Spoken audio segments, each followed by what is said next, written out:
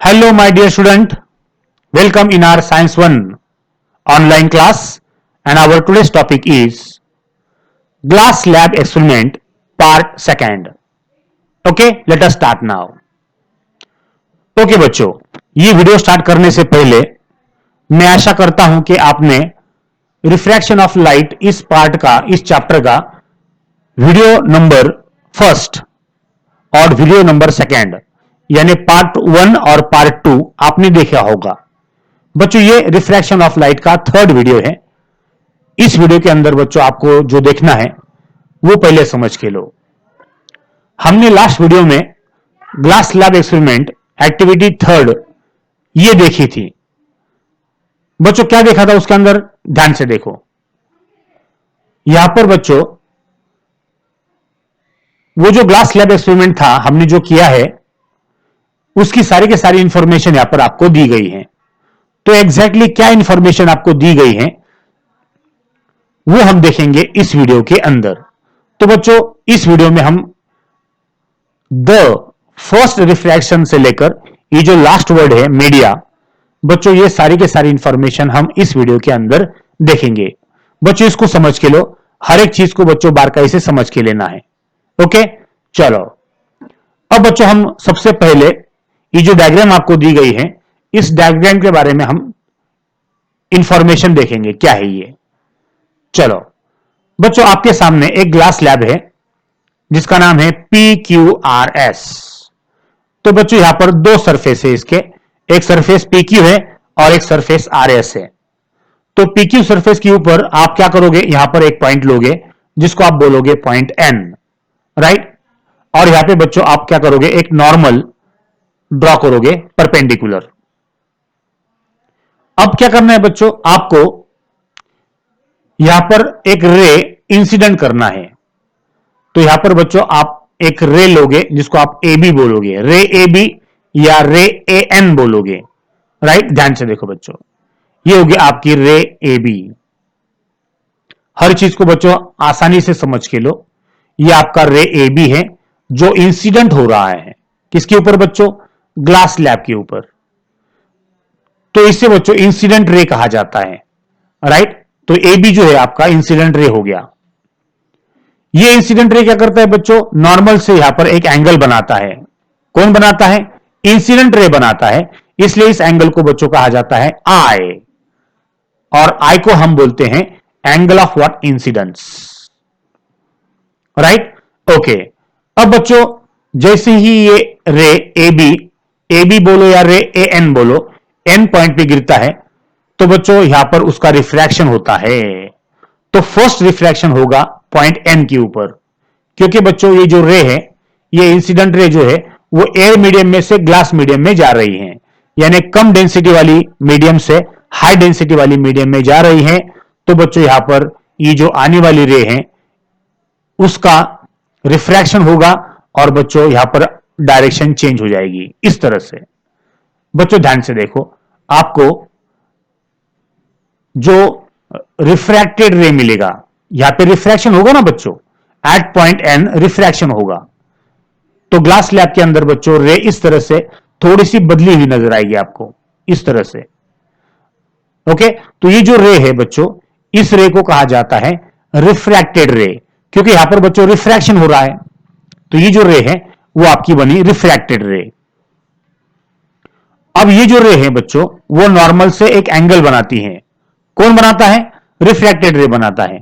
इसलिए बच्चों ये जो एंगल है इस एंगल को कहा जाता है R, और R को आप बोलोगे एंगल ऑफ व्हाट, रिफ्रैक्शन। ध्यान से देखो बच्चों, यहां पर I एंगल ऑफ इंसिडेंस है और R आपका एंगल ऑफ रिफ्रैक्शन है।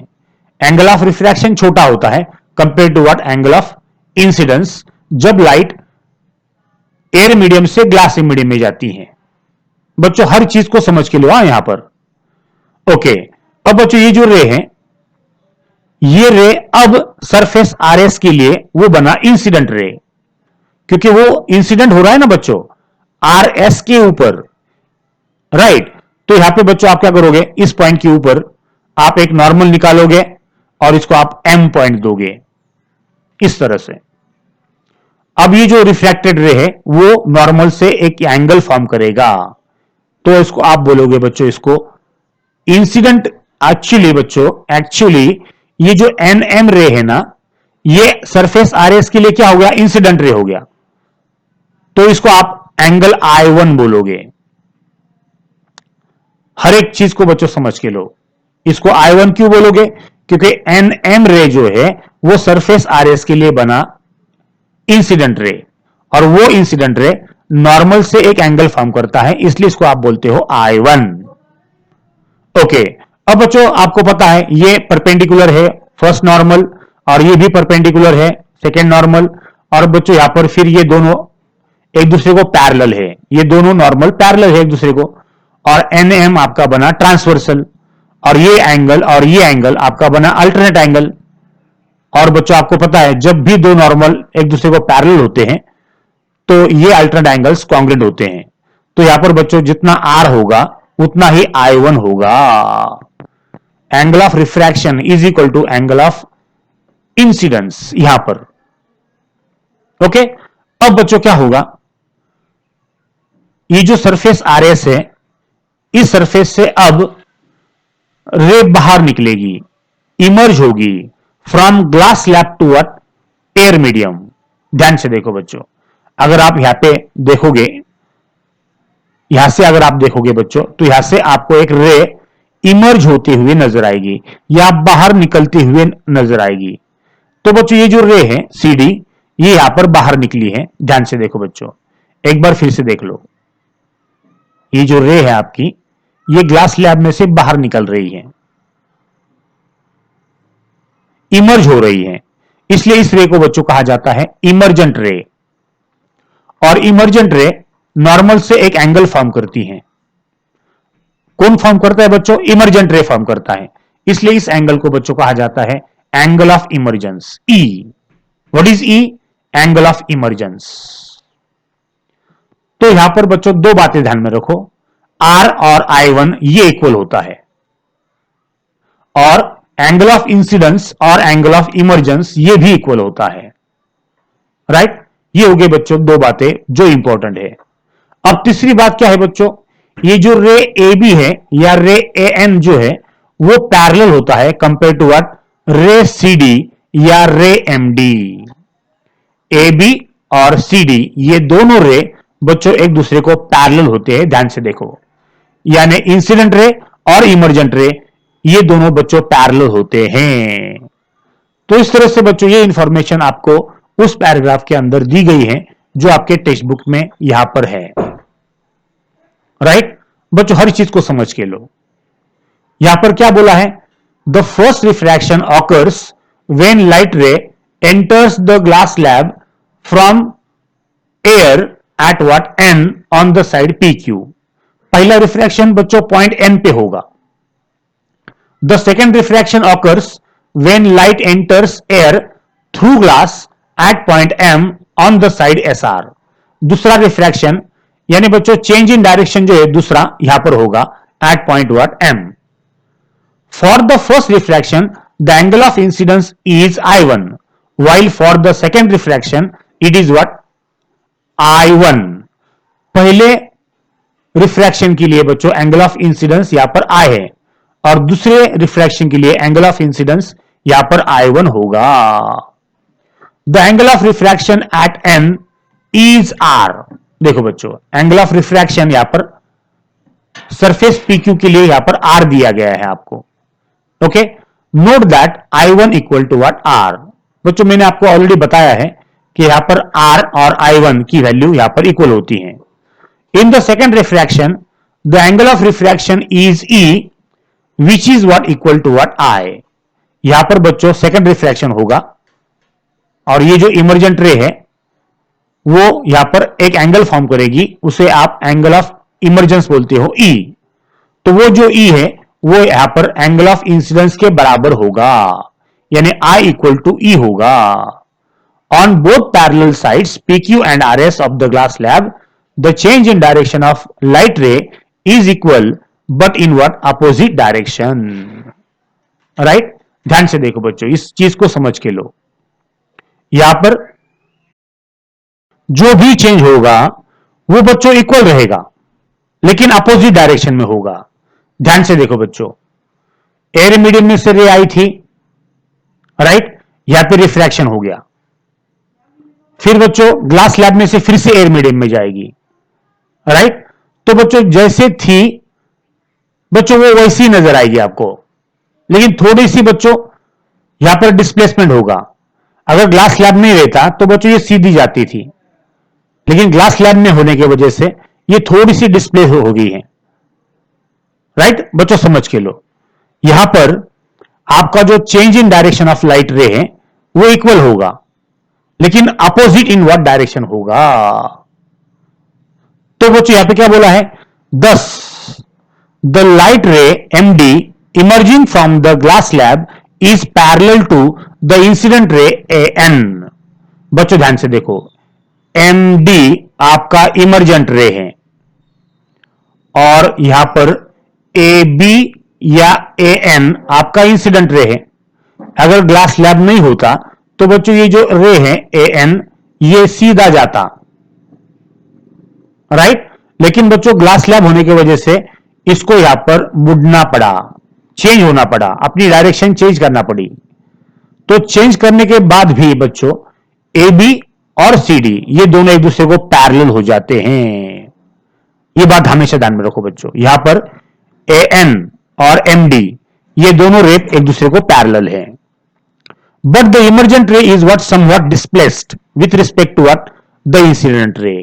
यहां पर बच्चों मैंने आपको बताया कि ग्लास स्लैब होता न होता, ग्लास स्लैब अगर न होता तो ये सीधी जाती, लेकिन ग्लास स्लैब की वजह से बच्चों एमडी ये जो रे है उसको थोड़ा सा क्या करना पड़ा बच्चों, यहां पर थोड़ा सा डिस्प्लेस होना पड़ा। तो इस तरह से बच्चों आपको इस पैराग्राफ के अंदर ये जो है ग्लास स्लैब के बारे में इंफॉर्मेशन आपको दी गई है। ओके, चलो बच्चों अब हम चलते हैं यूज योर ब्रेन पावर के तरफ। क्या पूछा गया आपको, will light travel through a glass slab with the same velocity as it travels in air. ध्यान से देखो बच्चों, यहां पर आपको दो क्वेश्चन पूछे गए हैं। दूसरा क्वेश्चन ये है, will the velocity of light B same in all media. ये दो क्वेश्चन आपको बच्चों डिटेल में अब देखना है अगले पेज की तरफ। ध्यान से देखो बच्चों, यूज योर ब्रेन पावर। आपको क्वेश्चन नंबर फर्स्ट पूछा है, will light travel through a glass slab with the same velocity as it travels in air. बच्चों आपका आंसर है नो। आपको जो पूछा गया है वो क्या है पहले वो समझ के लो। वो पूछ रहा है कि लाइट जो है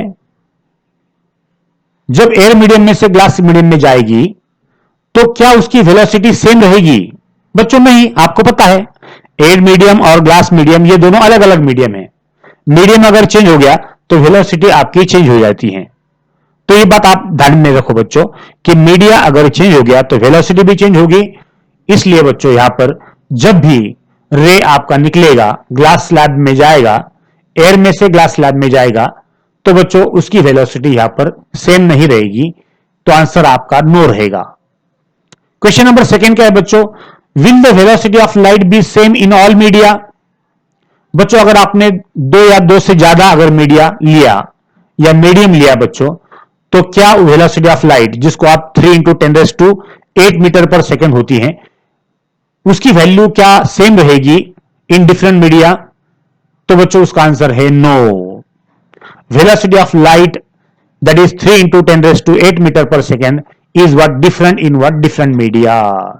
मीडियम अगर चेंज हो गया बच्चों तो आपका लाइट का जो स्पीड है, लाइट की जो वेलोसिटी है वो ऑटोमेटिक चेंज हो जाती है, कम ज्यादा होती है बच्चों। कैसे, ध्यान से देखो बच्चों, आपके लिए मैं यहां पर एक एक्सपेरिमेंट लाया हूं, उसको बच्चों समझ के लो। राइट, चलो देखो बच्चों, यहां पर मैंने 3 मीडियम आपके सामने लाया हूं। ये डेंसिटी बच्चों यहां पर पार्टिकल सबसे कम है या बच्चों है नहीं, इसलिए बच्चों इसकी डेंसिटी सबसे कम होगी। यहां पर डेंसिटी थोड़ी बहुत ज्यादा होगी क्योंकि बच्चों यहां पर पार्टिकल थोड़े बहुत ज्यादा है। और यहां पे बच्चों इस मीडियम के अंदर पार्टिकल सबसे ज्यादा है, इसलिए बच्चों compare to this 3 mediums, medium number 3 की डेंसिटी सबसे ज्यादा होगी। ओके, तो कम डेंसिटी फिर थोड़ी बहुत ज्यादा डेंसिटी और सबसे ज्यादा डेंसिटी वाला ये मीडियम है थर्ड। अब बच्चों हमको यहां पर क्या करना है, एक एक्सपेरिमेंट करेंगे हम। इन तीनों मीडियम के ऊपर हम लाइट पास करेंगे। ध्यान से देखो बच्चों, आपके सामने मैं लाइट पास कर रहा हूं। चला स्टार्ट। ओके बच्चों ध्यान से देखो, आपकी नजर स्क्रीन पे ही रखो। Start now.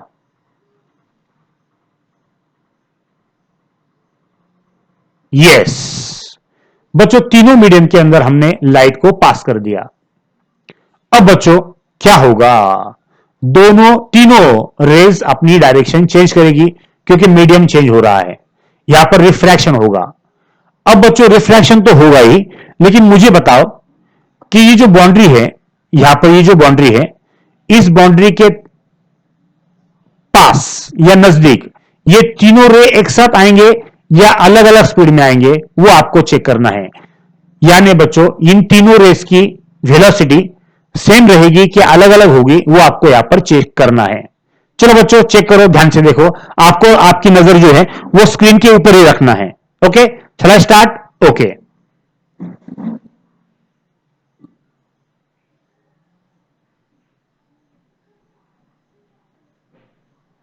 यस बच्चों ध्यान से देखो, क्या आपको नजर आया?